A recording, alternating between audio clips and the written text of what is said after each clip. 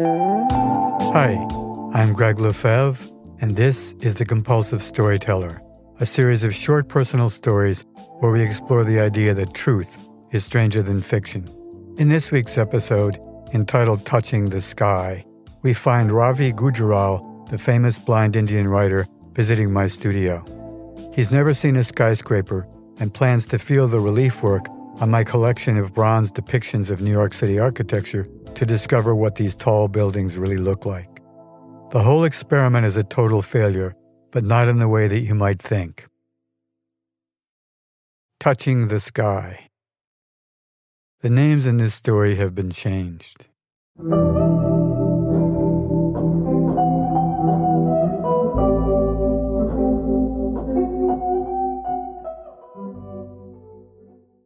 My studio assistant asked me if I want to keep our latest art experiment.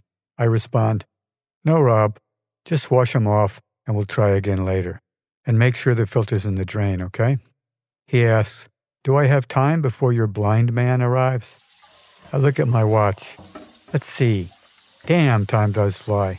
Then I caution Rob that I'm not sure if calling him a blind man is politically correct.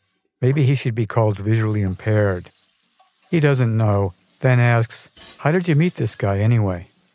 As I put away some of the architectural relief molds we've been working on, I explain, "I've actually never met him. He writes for the Atlantic Monthly, and I've always liked his writing, but I never realized he was blind until in one of his articles he described his impressions of a skyscraper as someone who's never seen one." Rob inquires, "Interesting, so you contacted him?" "Yeah, I figured I'm probably the only artist around with relief portraits of all the great buildings in New York, and he could actually come by and feel them to experience what they look like, a little like reading Braille. We've been emailing back and forth for months and trying to set a time for a studio visit, but he's been sick. Apparently he's better, so we made a date for the visit." As I put away the last of the molds, I continue, "Anyway, today is the day, and I have to admit I'm excited to see how this experiment goes." "Me too," says Rob. "Should be amazing." Then I suggest, "So let's put out the Citicorp Center, Grand Central Building, Empire State, and the Chrysler." The buzzer rings. That's probably him, and he's very early. Damn it. I wish I dug out all my video equipment last night. I hate to miss recording this. I open the studio door, revealing a small, very old Indian man in a wheelchair being pushed by a younger Indian woman, his daughter. "Mr. Lefebvre?" "Yes, and you must be Vishaka." "That is correct, and this is my father, Ravi Gujaral." Gujaral looks up and a little askance in the way that some blind people do. He presents his hand in the air, and I warmly take it, saying, "I've been so looking forward to this." I introduce Rob, and to end an awkward pause, I say, "So should we jump right in?" Gujaral says slowly, "I too have been very much looking forward to our little collaboration. Actually, I'm surprised that I never thought of something like this before. I've been sitting around the planet for 86 years, and it's just never occurred to me." I suggest, "Let's start with something simple. Here's the Citicorp Center." Gujaral is wheeled over, and his daughter moves his hand into position to examine the Citicorp Center relief. Gujaral comments, "I remember reading about the troubles they had with the structure of this building." In response, I ask, "So you're a student of architecture, too?" Gujaral says, "Not exactly, but I've always read a good deal about architecture. I would make a strange student of architecture if I've never seen a building." There is a long period of silence while he carefully moves his hand around the circumference of the minimal building, then gently grazes its facade while everyone in the circle, including Gujaral himself, smiles. He examines several other reliefs, ending with the Chrysler Building. By this point, everyone in the circle is feeling the emotion of the moment, watching how moved the old man is. It's like watching a child take his first step.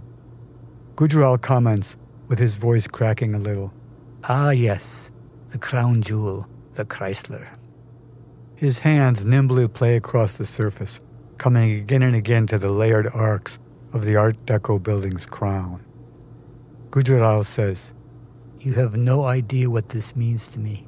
So many years of stories and written descriptions of this building, and now they all make sense.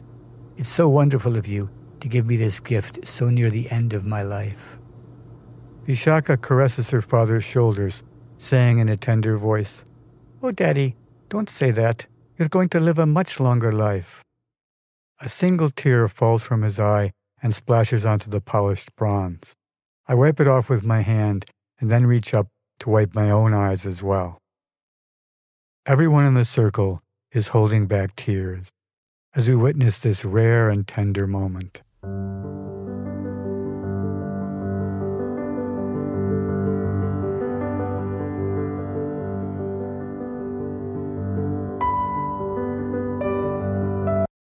At least, that's what I thought would happen before his actual visit to my studio.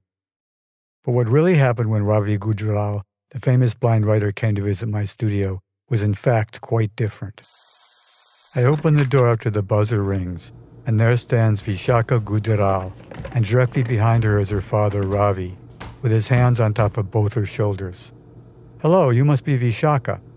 His daughter says, "That is correct, and this is my father, Ravi Gujral." He nods, and she moves slowly into my studio while he shuffles behind her, supported by his hold on her shoulders and taking very small steps. The old man gives a big smile in my direction as he passes. She looks around my studio with a decidedly disapproving air. Once he is seated, Gujral looks up and a little askance in the way that blind people sometimes do. He presents his hand in the air, and I take it, saying, "I've been so looking forward to this," and he responds, "Me too." Vishaka interrupts and hurries me along at this point, reminding me that we have a reservation for dinner afterwards at a nearby restaurant called Cortino. I respond, "Okay, let's begin then." I explain that I'll be presenting 4 different 24 by 36-inch bronze relief panels for him to examine: the Citicorp Center, the Grand Central Building, the Empire State, and the Chrysler Buildings. All the works are copies of bronze panels that are part of a series of 20 panels currently installed in the sidewalks of 101 Park Avenue at 41st Street. Gujral is completely attentive to my every word. His daughter is anything but. I continue. These plaques were conceived of to celebrate the history of this site, where once stood the Architects Building, home to many of the great architecture firms in the first half of the 20th century. The buildings represented by these bronze insets were designed inside that building, which was later demolished to make way for a new, ultra-modern black glass tower. The old man is with me and nods at every point I make. Vishaka is visibly bored by my explanation. I realize that she was most probably opposed to this whole enterprise, her blind father visiting the studio of a complete stranger to examine some old bronze reliefs. When he places his hands on the Citicorp Center and rubs them around a bit, he says with some frustration in his voice, "I don't really feel anything that I can understand." The same is true with the next 2 plaques. With each, he says, "I'm getting nothing." Finally, I put the Chrysler Building in front of him, and he moves his hands haltingly around the relief of the Art Deco building's crown. I can see that there's no system to the way he is examining them. Then Gujral says, "I'm really sorry, Mr. Lefebvre, but I'm not able to make anything of these. Maybe if they were smaller." I think to myself, maybe something with the same scale as Braille. Vishaka then critically comments, "It's not working. Let's go to dinner." I request just a minute to dig out some smaller bronze reliefs of buildings. Years before, I'd done an inset bronze map of the Hamilton College campus, with all of its campus architecture represented very precisely in small bronze reliefs on the map. I also cast the same building separately for myself and brought out some 4x8-inch castings for Gujral to examine. Unwrapping them, I hold each in front of him at the level of his hands. He tries and tries, but again he's disappointed. "I'm so sorry. I just can't do it." And I realize then that reading Braille for a blind person probably has nothing to do with the skills required to touch and visualize relief work.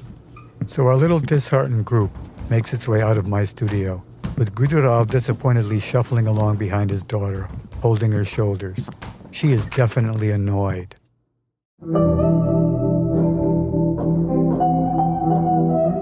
When we get to the restaurant, her boyfriend is waiting there, and then somehow I'm disinvited to the dinner. Not sure how it happens, nor do I think that Gujral understands or wants this, but due to a mix-up with the reservation, The table only has 2 seats, and the waitress has pulled up a 3rd chair alongside.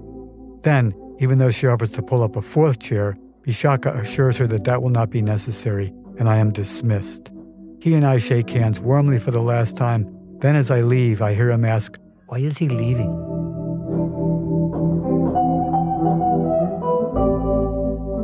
I head back to my studio, marveling at what a total failure this whole idea has been. I'm sure that Gujaral could learn to visualize relief artwork if he chose to, but it would take a good deal of instruction, time, and patience. My fantasy about the joys of watching a blind person who's never seen a skyscraper discover how they look is far more compelling than what actually transpired. Fantasy and reality so often collide. It's a rare moment when they coincide, and this was not that moment. Such is life.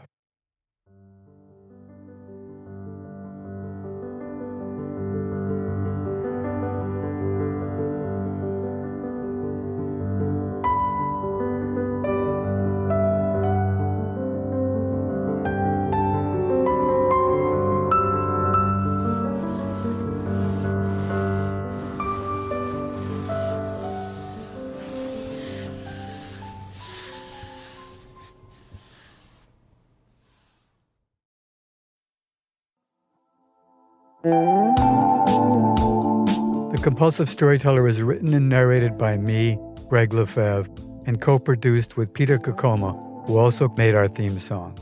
If you enjoyed this episode, we'd love your help sharing the show. Please subscribe to The Compulsive Storyteller for free on Spotify, Apple, or wherever you listen, and it would be great if you could leave a review. Follow the show on Instagram @The Compulsive Storyteller, and check out our website for more info at thecompulsivestoryteller.com. Thanks for listening, and if you didn't like this one, the next one will be another story.